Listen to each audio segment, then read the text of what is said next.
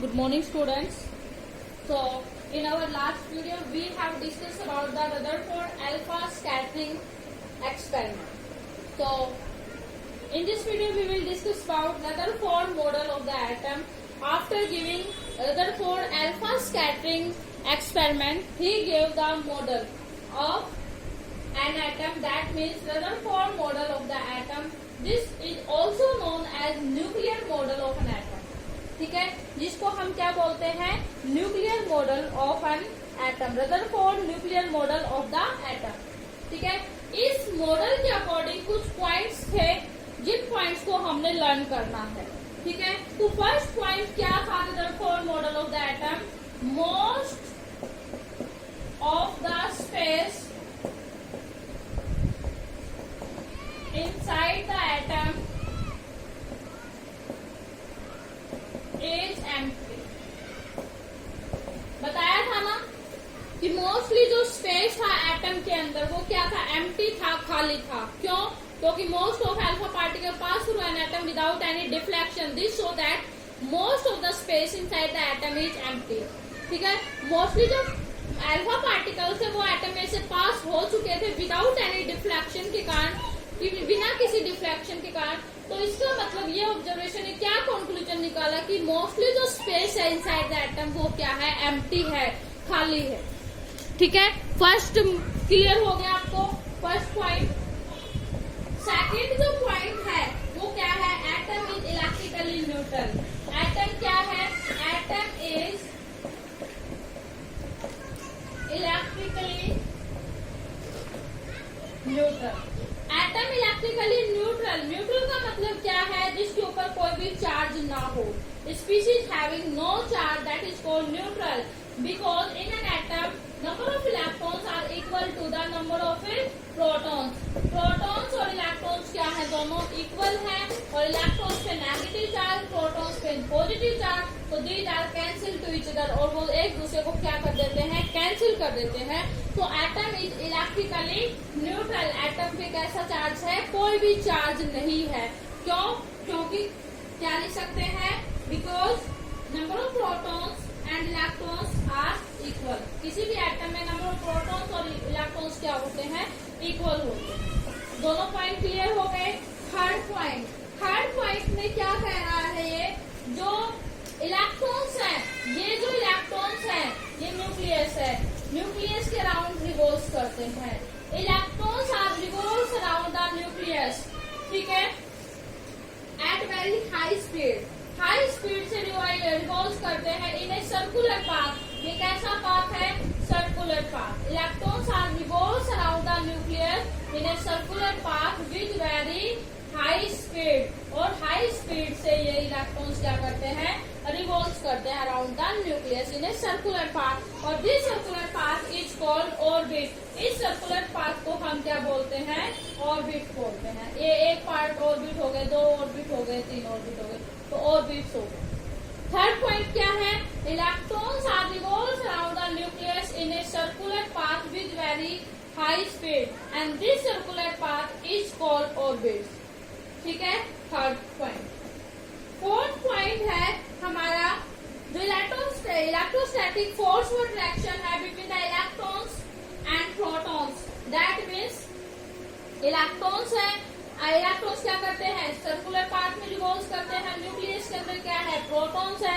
Electrons और protons के बीच में जो सर्कुलर जो फोर्स ऑफ अट्रैक्शन है, फोर्स ऑफ अट्रैक्शन है इलेक्ट्रॉन्स के एटम के अंदर, वो उस एटम को होल्ड करता है. एटम को होल्ड कौन बनाए रखता है, एटम को. तो एटम के अंदर न्यूक्लियस है. न्यूक्लियस में क्या है, प्रोटॉन. और इलेक्ट्रॉन्स क्या करते हैं, इसके चारों रिवॉल्व करते हैं. तो इसके बीच में जो फोर्स ऑफ अट्रैक्शन है, electrostatic force of attraction hold the atom.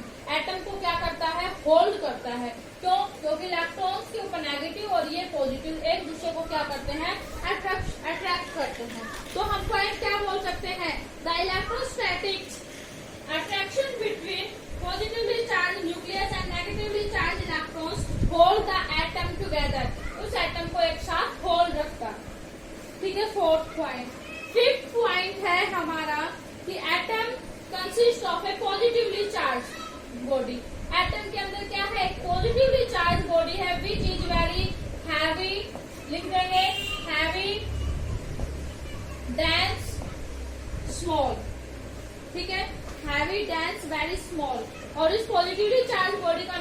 दिया, न्यूक्लियस दिया, और इस न्यूक्लियस में where whole mass of the atom is concentrated in the nucleus, जहां पर whole mass of the body, positively body, जो भी पॉजिटिवली बॉडी है, इस एटम का जो होल मास है, पूरे एटम का जो एक एटम है, उस एटम का पूरा जो मास है वो कहाँ पर कंसंट्रेटेड होता है, कहाँ पर लोकेटेड होता है, न्यूक्लियस के अंदर।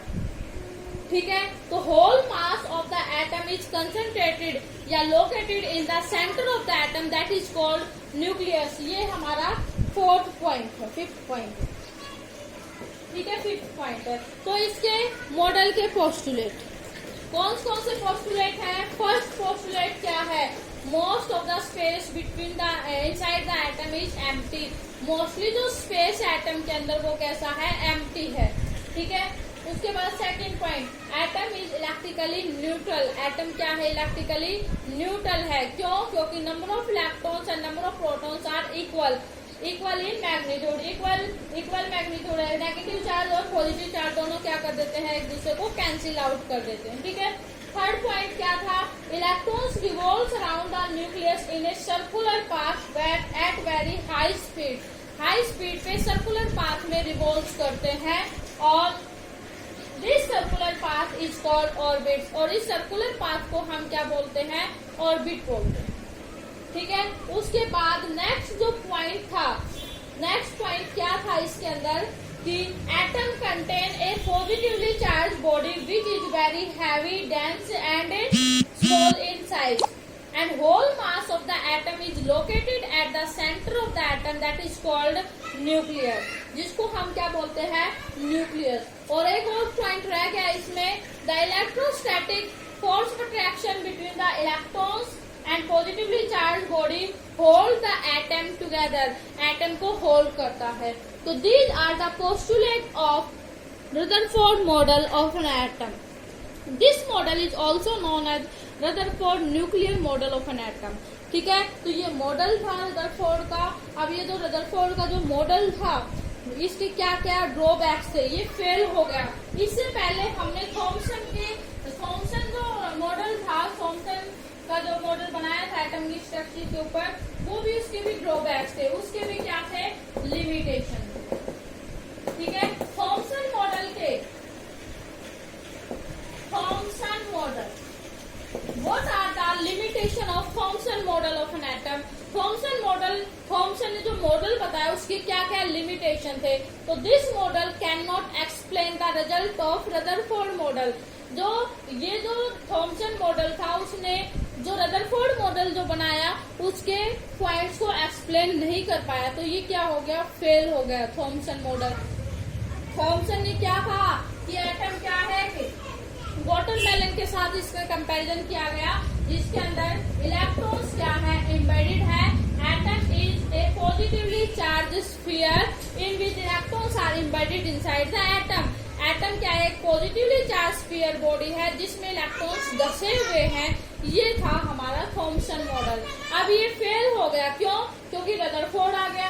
रदरफोर्ड ने क्या किया कि इसके अंदर तो पॉजिटिवली चार्ज तो पूरी बॉडी के अंदर तो नहीं है, लेकिन एटम के सेंटर के अंदर है। रदरफोर्ड इस थॉमसन ने तो क्या कहा? पूरा पॉजिटिवली चार्ज स्फीयर है, लेकिन रदरफोर्ड ने क्या कहा? सिर्फ सेंटर पे ही पॉजिटिवली चार्ज स्फीयर है। तो रदरफोर्ड ने क्या कर दिया? थॉमसन का जो मॉडल था उसको क्या कर दिया? फेल कर दिया। ठीक है, तो Thompson model of an atom की क्या लिमिटेशन रही, क्या ड्रॉबैक्स रही कि this model could not explain the results of other experiment. जो साइंटिस्ट के जो एक्सपेरिमेंट थे उनके रिजल्ट्स को इसने एक्सप्लेन नहीं कर पाया। For example Rutherford experiment. ठीक है, रदरफोर्ड ने क्या कहा? एटम के अंदर पॉजिटिवली चार्ज बॉडी है, वो भी सेंटर पे और बिल्कुल स्मॉल साइज है, लेकिन थॉमसन ने क्या कहा? एटम तो पूरा ही पॉजिटिवली चार्ज स्फीयर है। ठीक है, इसलिए थॉमसन क्या हो गया? फेल हो गया। अब ये रदरफोर्ड भी क्या हो गया? फेल हो गया। रदरफोर्ड ने जो एटम का जो स्ट्रक्चर बनाया, उस स्ट्रक्चर के अकॉर्डिंग क्या ड्रॉबैक्स थे, लिमिटेशन थे? तो अब हम लिखते हैं limitation of Rutherford models. What are the limitation drawbacks of Rutherford model of an atom? तो इसकी क्या लिमिटेशन है? It could not explain the stability of explain नहीं कर पाया, एटम की स्टेबिलिटी को एक्सप्लेन नहीं कर पाया। रदरफोर्ड ने क्या कहा, ये न्यूक्लियस है, electrons are revolves around the nucleus in a circular path, किसी सर्कुलर पाथ में रिवॉल्व्स करते हैं, ठीक है। तो ये जो सर्कुलर पाथ में रिवॉल्व्स करते हैं इलेक्ट्रॉन्स, ये स्टेटमेंट दी रदरफोर्ड ने। अब according to electromagnetic theory of physics, electromagnetic theory of physics में ये कहता है अगर कोई बॉडी ऑक्सीलेशन में है, अगर कोई बॉडी मोशन में है, तो एक स्टेज ऐसी आएगी, कोई भी बॉडी है वो मोशन में है, सर्कुलर पाथ में मतलब रिवॉल्व कर रही है, मोशन के अंदर है, तो वो क्या करती है, एनर्जी को इमिट करती है, एनर्जी लॉस करती है। तो यहाँ पर जो इलेक्ट्रॉन्स इस न्यूक्लियस के चारों रिवॉल्व कर रहे हैं, तो वो क्या करेंगे, एनर्जी को भी लॉस करेंगे। और एक स्टेज ऐसी आएगी जिस स्टेज पे ये जो इलेक्ट्रॉन है वो इलेक्ट्रॉन्स इसकी सारी एनर्जी लॉस हो जाएगी और ये कहाँ पे गिर जाता है, न्यूक्लियस पे गिर जाएगा और एटम क्या हो जाता है, डिस्ट्रॉय हो जाता है, which can not be possible, जो पॉसिबल नहीं हो सकता। तो ठीक है, तो ये थ्योरी क्या हो गई, फेल हो गई। रदरफोर्ड एक्सपेरिमेंट, रदरफोर्ड जो मॉडल था वो फेल हो गया। क्यों? क्योंकि it could not explain the stability of an atom, किसी एटम की स्टेबिलिटी को एक्सप्लेन नहीं कर पाया। एटम तो एग्जिस्ट करता है, यहाँ पे तो एटम को डिस्ट्रॉय कर दिया। हमने क्या पढ़ा है, atom neither can be created nor be destroy, destroy कर ही नहीं सकते। रदरफोर्ड ने बताया कि न्यूक्लियस के चारों ओर कौन रिवॉल्व करता है, इलेक्ट्रॉन, ये ऐसे इलेक्ट्रॉन करता है। एक अलग अलग सर्कुलर पाथ में नहीं बताया, फिक्स सर्कुलर पाथ में, सिर्फ इसमें क्या कहा, electrons are revolves around the nucleus in a circular path. तो एक स्टेज ऐसी आएगी जब इसकी एनर्जी खत्म हो जाएगी और नेट लास्ट ही कहाँ चला जाएगा, सेंटर पे गिर जाएगा। सेंटर पे कौन है, न्यूक्लियस, और ऐसे वो डिस्ट्रॉय हो जाता है। ठीक है, तो these are the limitation of Rutherford model and postulate था। ठीक है, नेक्स्ट वीडियो में नेक्स्ट टॉपिक डिस्कस करेंगे।